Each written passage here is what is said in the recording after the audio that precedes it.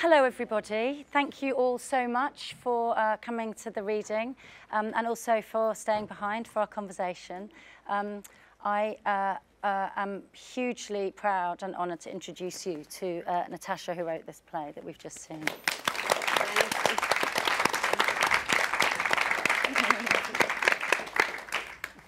And this is Alice, our very brilliant interpreter, who will communicate between all of us. Even though Natasha actually speaks fluent English, she pretends that she doesn't. So what we're going to do is we're just going to spend maybe 10-15 minutes talking to Natasha, and we can take questions from the audience. And then I'm going to invite the rest of our extraordinary writers to join us. John Tiffany's telling me to speak up. Very good. Our other writers to join us, and we'll learn a little bit more about them, the writers that are going to be presenting their plays over the rest of the week. So I'm going to kick off with a question. We're all a bit shell-shocked after experiencing that in front of an audience. Feel very shaky. But Natasha, maybe you could tell us why you felt the need to write this play and where the play came from. You know, I know. story. So tell them. Ну, я на самом деле нахожусь последние 3 года под большим ужасным впечатлением от того, что происходит в Украине, а именно происходит война, спровоцированная там российской стороной. So for the last 3 years, I live under like a constant sort of amazement or shock,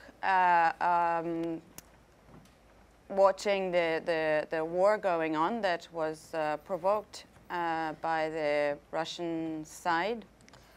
И я много езжу на Востоке, много общаюсь с людьми, и меня все время что-то поражает, как хорошее, так и плохое. And I often I keep going to the east of Ukraine, and I keep sort of getting more and more astonished by the good things that are there and by the horrible things that are there. Меня поразило, как на войне сильно обостряются любые эмоции, как любовь, так и ненависть, они приобретают просто какой-то другой масштаб. And what I sort of experienced, what I learned, that in the war situation, human emotions, the way the humans feel, whether it's love or whether it's hate, is kind of heightened. It's on a different level, all of those. И как стираются границы нормы, что можно делать, что нельзя. And also how the war situation kind of erases these boundaries of what's normal, between what's normal, what's okay, and what's not okay. И поэтому мне хотелось написать пьесу, которая хотя бы частично могла бы дать ощутить зрителю тот шок, который ощутила я, чтобы больше рассказать об этом ужасе и о том, что все, кто может это остановить, должны это останавливать. So I basically wrote the play in order to sort of give a chance to the audience to have a little taste of that shock that I experienced myself, and so that I use my chance to share the story that is going on now, and that anyone who in any way can do anything to stop it should do it. What do you recommend we should do? Что делать надо?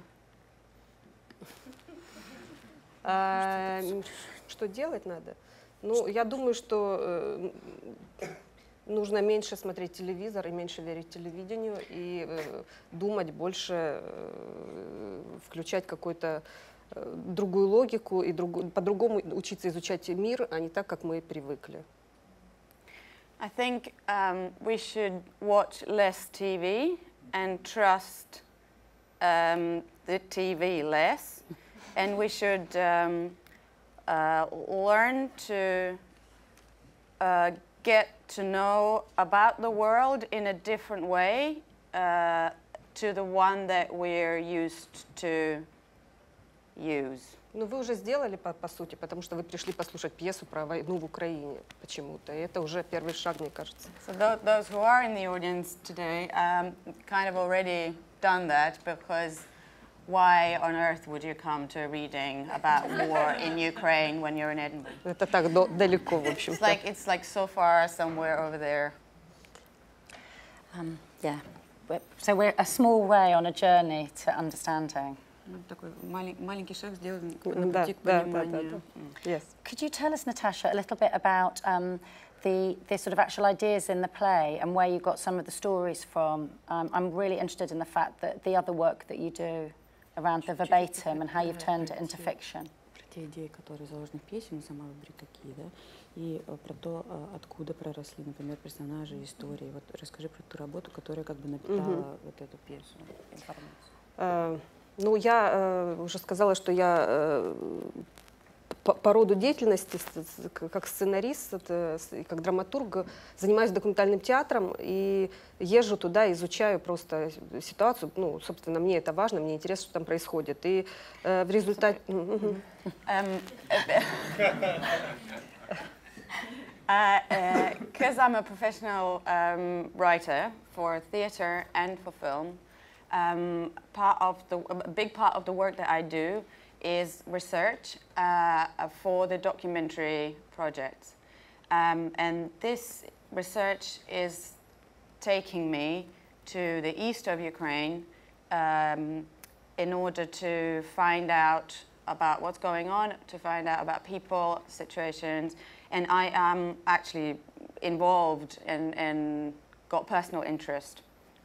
И все эти истории, они, в общем, основаны на реальных, и мне они просто мучили тем, что я их знаю, и мне про них нужно было рассказать, собственно. Мне хотелось всем рассказать эти истории, и я очень благодарна Элис, Роял Корту, что они захотели эти истории из меня вытащить, потому что с ними жить очень тяжело. So basically, all the stories are sort of documentary based, more or less, but so that they have their basis.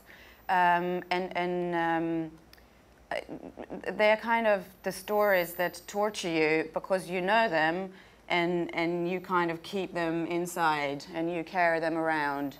And that is why Natasha is really grateful to Elise and the Royal Court for commissioning this piece of writing and giving her the chance to take it out and share. И как бы красной нитью, поскольку я женщина, да, то у меня и получилась история про то, про войну глазами женщины, про отношения, вот, которые возникают.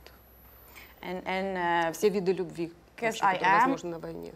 Because I am a woman, most of the play is about women in the war, how they see it and how they build relationships in those circumstances, and how they deal with love or something that is love-like. Brilliant. Does anybody want to ask any questions? I can, yes, please. Yes. I think that most of the scenes showed a journalist, and I thought it was the same journalist. And my question is, why did you use different actresses for what I thought was the same journalist in different parts of her life? Я поняла. Поняла, что во многих сценах есть присутствие журналистка, и почему же играют ее разные, одного персонажа играют разные женщины? Ну, потому что это все разный персонаж, это не одна и та же журналистка, это совершенно разные журналистки. И... Там сколько журналистов? Ну, не важно. I wonder if it's me. So basically, none of the characters in any of the scenes are the same person. So they're all different people, and that is why they're performed by different actors. Мне хотелось показать, что это не чья-то частная одна история, какая-то ужасная, которая с кем-то случилась. Мне хотелось показать, что эти истории очень сильно повторяются. Как повторяется история, как бы вот войн, да, политическая и так далее, она повторяется все время циклично. То же самое повторяется в историях этих людей. Мне хотелось создать объем, чтобы зритель понимал, что это не одна история, а не уникальна, их очень много. И в этом как бы... So by telling stories about sort of people who are sort of journalists or people who are doing research in the area, even though they're different people, they've got something in common. They're kind of journalist-like, you know, job, investigator, researcher, whatever. So by showing different people in these situations, you kind of achieve a certain sensation of volume, of numerous stories happening as a kind of a slightly pre-programmed, like a cycle. So like if there is a cycle in the human history, like, you know, there's a war, then there is some peace, and then there is some another, you know, kind of some kind of development, and there is a certain cycle pattern, maybe, of what's happening during the war with, let's say, these people. So basically, Natasha wanted to avoid you thinking, us thinking, that, oh, this is this unique story that happened to this unique person. Yeah, so it's not an exceptional story, it's everybody's story. Yeah. What we've heard now is a What we've heard now is a rehearsed reading. How would you envisage this actually staged? Would you see it staged as storytelling, or would there be action, because it's already very harrowing to listen to?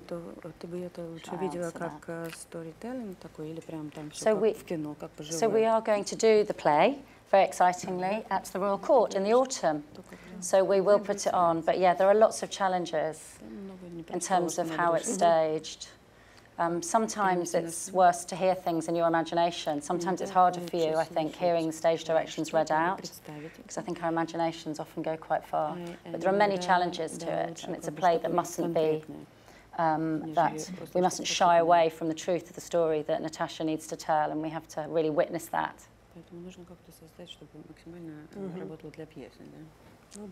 Yeah. Ну, я какие-то части вижу как кино, естественно, как писатель. А, ну, например, как поставить монолог в театре, это сложная задача для Вики. И я так в этот момент думаю, хорошо, что я не Вики, что я не режиссер. There are lots of moments when Natasha thinks, good job, I'm not Vicky, I'm not the director. Because when she's writing, she sees it very really, like in film. But at the same time, the monologue that comes in the beginning, that's obviously something else. It's like talking to an audience. And how do you do that so that it's not just a reading, but a performance? ...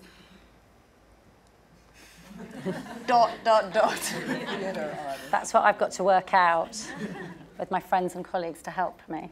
Yeah. We'll take one more question, and then I want to introduce everyone else. Sorry, you had your hand up first. We can still ask Natasha questions when other people are here, but this is our last one for this. Yeah, my main question was just kind of trying to work out how long this play has been kind of in development, kind of how much time have you spent working on it, researching, and then kind of bringing it to life here. Up to this moment, you mean? До этого момента сколько продолжалась работа над этой? Ну, я начала писать пьесу весной 2015 года, и последний драфт сдала вот этой зимой. So basically, the beginning, which was the monologue, Natasha started writing spring 2015, and the sort of final draft she finished last winter. Но я не все время работала над этой пьесой. But it's not like she was constantly working on the thing. Да, я как раз пишу достаточно быстро. Мне очень тяжело найти время и сконцентрироваться и заставить себя писать на такие тяжелые темы. When she writes really fast, but the most of the time is taken by her trying to get herself to sit down and start writing about something that is tough. Yeah. Natasha's just admitted something that over my life, and many people here in this audience will know this as well, is that actually the thing about writers is they don't actually want to sit down and write. We have to make them. true? Все выражают, да, что как бы не хочется. And on that note, I'm going to invite some other reluctant writers to the stage. Come and join us. Thank you. Come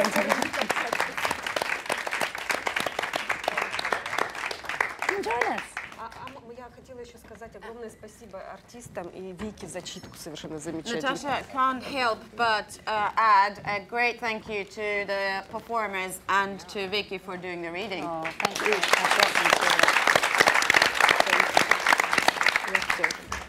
Because I'm a control freak, we have to be kind of, there's Guillermo. Are we relatively centred for your eyes? I'm definitely centred. Perfect, Alex, that's good.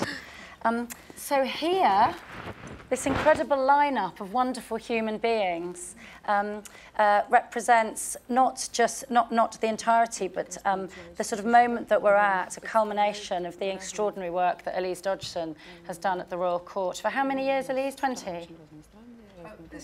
Yeah, 22 years. And it's not often that we have the opportunity to be able to gather people together, to be able to gather the writers that Sam and the other people at the Royal Court have been working with over often many years to get to this point. So this opportunity is extraordinary for us to all be here in a line together. Rather than me kind of introduce people, I thought the best thing I'm going to ask you all to do, so we'll go along the line, is if you introduce yourselves, tell us where you're from, because we do really represent the world that we live in along here. Tell us where you're from, and talk to us maybe a little bit about why theatre, why you make theatre, why theatre is important to you. Okay. Guillermo, you start. Introduce yourself. Yeah, my name is Guillermo Calderon, and I am from Chile.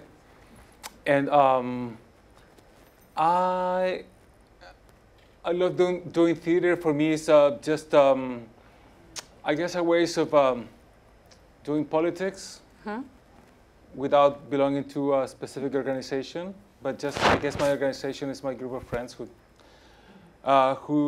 like to do theater with me. Yeah. Great. Stealth politics through theatre. My name is Maya Zbib. I am from Beirut, Lebanon. I am part of a theatre collective called Zukak that we founded 11 years ago. And we came together as a group because also we believe that theatre is a platform to do political and social work. And it's the only way to actually address issues that you're not able to address in a country that is segregated with war and many religious parties and a lot of corruption. So theatre is a very powerful tool to address an audience and to create a room to reflect together on issues that are pertinent today. Thank you, Maya. I'm going to jump you. Is that okay? Natal'ya. My name is Dalia Taha. I come from Palestine. And yeah, I write plays also because I believe that theatres a place for different kind of politics. It's always trying to show us other ways of being together, and because it's important to share stories. Yeah. My name is Laura Liz. I'm from Havana, Cuba. And the reason why I'm do theater and not other things is because like the others, I believe that the theater have a power in societies, but also it's a rehearsal of ways.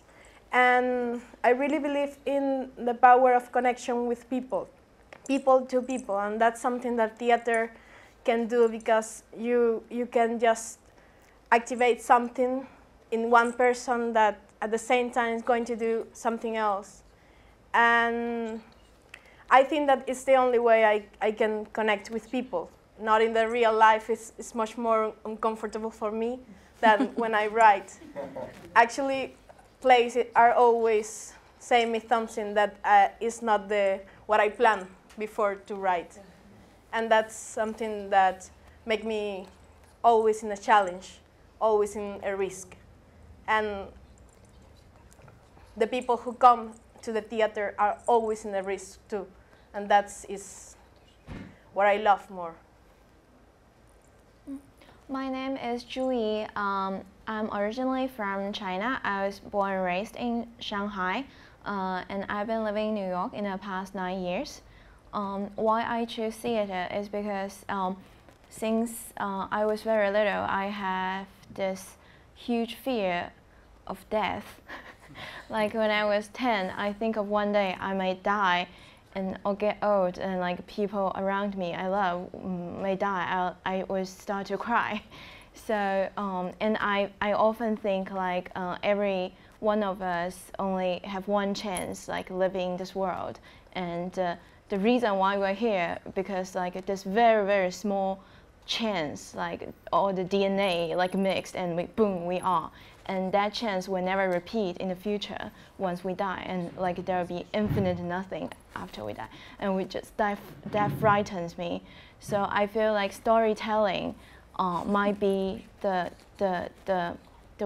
only way that can save us from falling into this infinite nothing. Because if in the future someone may experience like what we have seen. Someone may like feel like what we have loved. Maybe that would be the chance that we still exist in this world in a way. It definitely stops me from falling into an infinite nothing on a daily basis. What's also interesting and actually kind of quite coincidental, that the plays that we've been developing and the plays that we felt were right to bring to the festival and have conversations with you all along here, you're all from countries that recent history has involved unbelievable change, if not current war. I'm really kind of interested to kind of just delve into that, about, Natasha touched on this a little bit, about your feeling of your sense of responsibility to your country and challenging the kind of status quo there, but also when you have the opportunity to bring the stories outside your country. And in terms of the representation of those stories, just let's talk a little bit about those. Is there a conflict there? Or is that something which sits easily? Anybody? There is something about... Cuba, first up. Very good. There is something about tell a story about the place where you live to another. That is that the things that you used to think that are obvious, that are so simple that anyone can understand, maybe someone outside can see it. So the question is how to create or how to tell a story that anyone can understand, but that not becomes the story in a stereotype or something too much predictable or something to show too much. And also the world is changing and all our countries are changing very quickly. I started to write my play 2 years ago, and my play talk about the future, but now my play talk about the past. And that's really about how the things are very quickly and how the story can rehearsal, but at the same time can keep something about what do we live or where to put our eyes in a specific side of our society to show what is this small test we choose to show to another, like the part of our society to... It's a very huge responsibility, because this, what I want to show, supposed to be my country, but my country is a lot of things at the same time. So just make that short is a huge decision, but at the same time is a political position too, because it's what is the picture I want to put and why those pictures that sometimes is beautiful, but sometimes it's not so beautiful, and what that means in the moment we are. Yeah, thank you. Anybody else? Would anyone else like to pick up on that? I think for me it's about what is the global conversation that you're putting on the table. It's rather than thinking about my responsibility as coming from a certain country or a region, because I don't identify my work as being Lebanese necessarily. Of course, it comes from the Arab world in a way, and I'm very weary of this stigma somehow in the cultural world, because we are constantly put under such titles, and it's a big fight, because it's a big fight to say that this is not just the Arab world. It's a world issue. It's something we need to discuss together. And it's always a privilege to have such an audience, and it's such a group of people who are working around these issues and have a very common conversation. The difficulty is how to make it a broader conversation and bring that discussion outside to an audience who's not here today, who is not interested in these issues. Yeah. Anybody else want to? For me, I think as a writer, I think a writer is someone who tries to pay attention, and when they make a play, is that they are presenting this act of consideration and paying attention to an audience, and ask them to pay attention as well,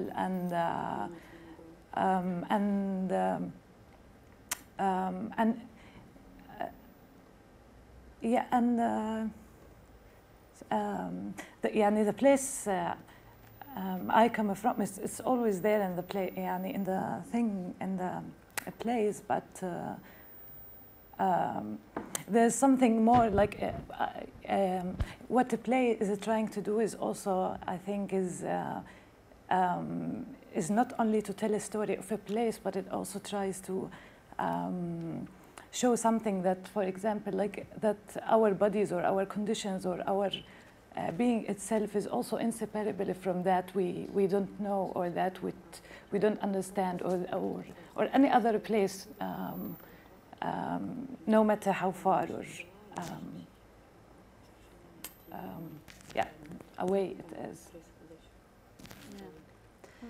Anybody want to ask us any questions or contribute to the conversation? We can keep going. Yeah? Yes?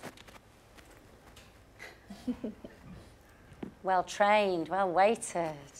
Yeah, it's more of a question about kind of new writing and kind of presentations of rehearsed readings. I guess apart from this structure, most plays that I go and see in a rehearsed reading structure, where I'm from in Dublin, are around the 60 to kind of 90-minute mark.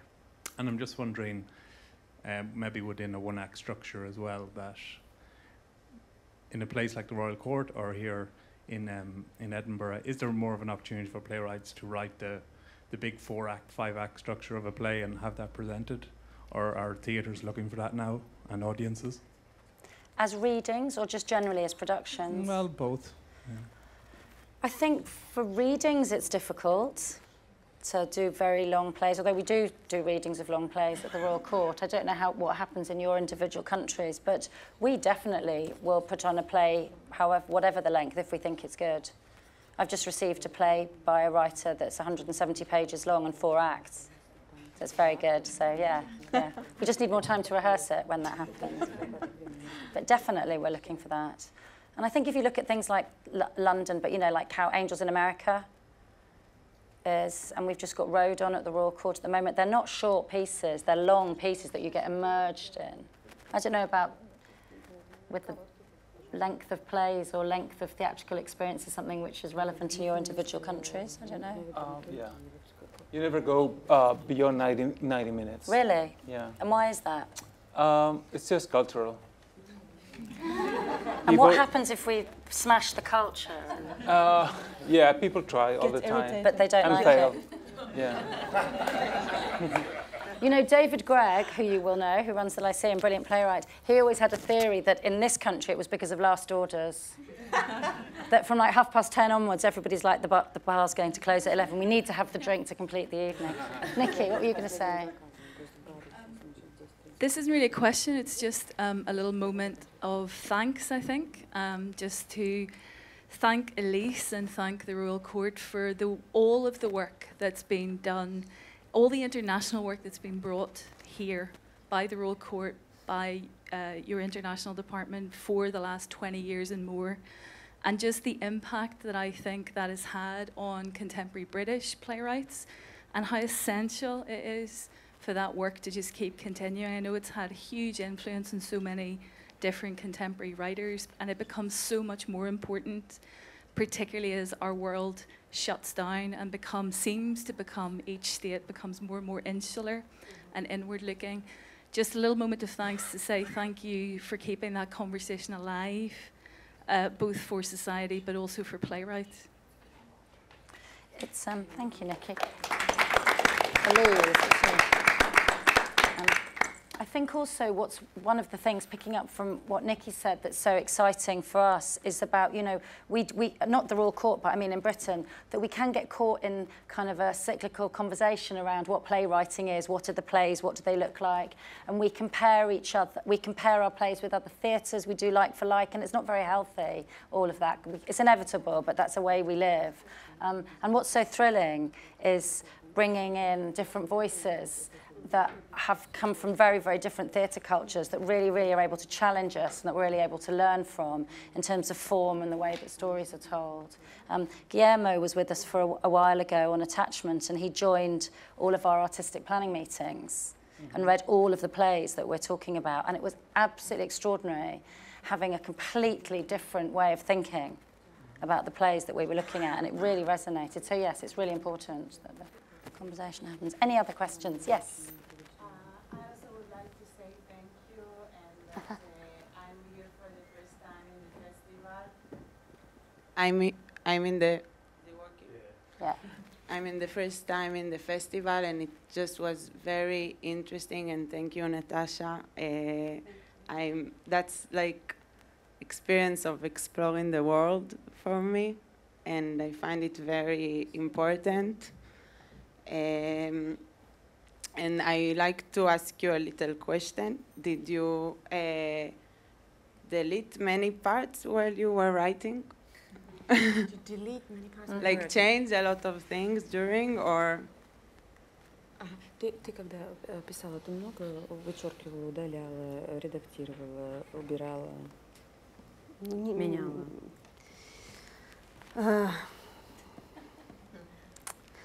Что такое много? What do you mean, a lot? Да, я меняла и редактировала достаточно много мелких деталей. I changed many details, many little things. I kept editing it, yeah. И когда работаешь с Royal Court, то это проходит несколько этапов всегда. После каждого из этапов ты вносишь определенные изменения по пожеланиям режиссера, да, и всех, кто эту пьесу читал, но по собственной воле при этом, если тебе это подходит, если ты с этим согласен. And the way the Royal Court works with the writers is that there are different stages of development of a new piece. And after like every stage, there are some kind of discussions, and there are things that director would say, or you know, people who heard the draft read would say, and you would have a chance as a writer to shift things, to correct things, to edit things, to take them out. But it always is your own choice. Nobody is like pressing you to make changes because they want them to happen. If you think they are good suggestions, you have a chance to make them and then go to the next stage of development.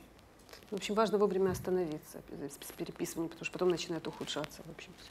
But it is really crucial to know when to stop, because if you keep doing it endlessly, it gets worse at some point. So it's good to catch that where it's, you know, before it starts. Может, это и неправда, но мне нравится эта версия. I may be wrong, but I really like this idea.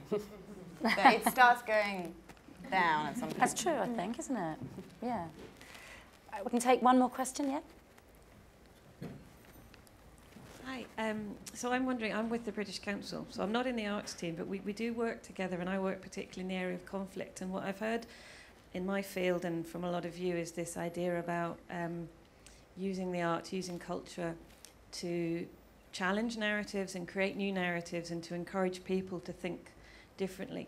But then I wonder, is that the end? Or is that a means to an end? Is there something any of you, or you, Vicky, think beyond that you want people, after they're thinking differently, do you want them to do something differently? Do you see something beyond that space?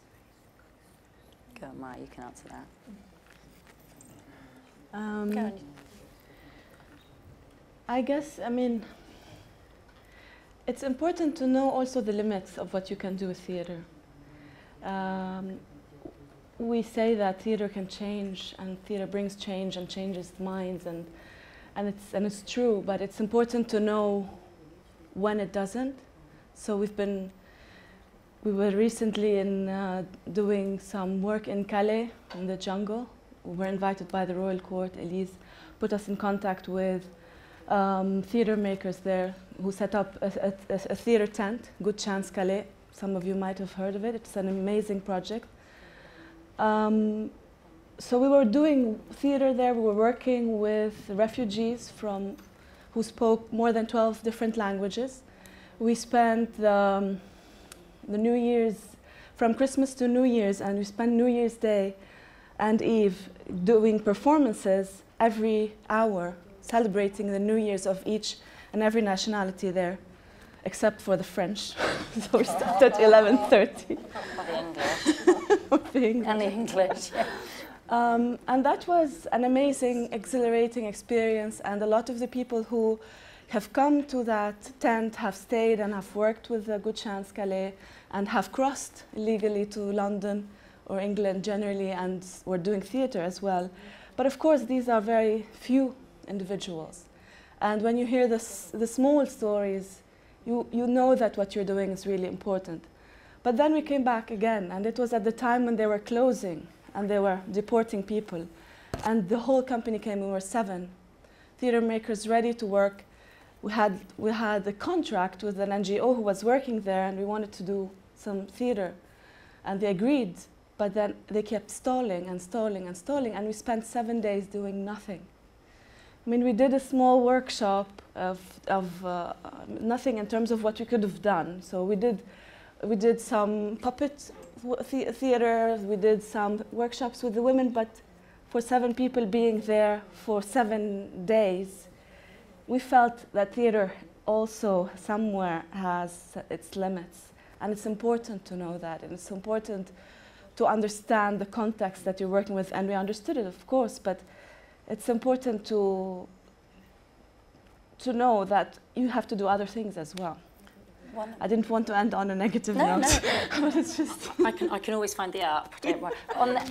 But interestingly, for me as well, obviously, one of the powerful things about theatre, which is why it's never really changed, it always is people telling a story in front of other people, whatever happens, for over 2,000 years, that's fundamentally the setup of it, is that when I started at the Royal Court, I went and The Guardian have a conference every morning when they're working out what they're going to put in the paper, and people get invited to the Wednesday conference.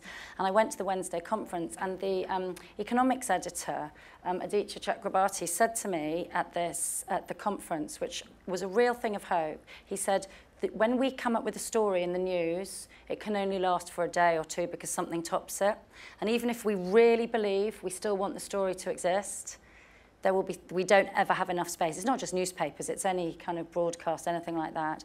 And he said, and if people make a piece of theatre out of it, we can rewrite about it and we can re-talk about it, and it can find a different place. And I found that an extraordinary thing that they're saying, you know, if you go into it. So that is a hopeful thing as well, to keep a conversation going. It's 1:30, and we have to, in true Edinburgh style, move out for the next lot to move in, which is why we love it so much. Thank you all for coming, and thank you all. And please come and see the rest of the readings over the week. Thank you.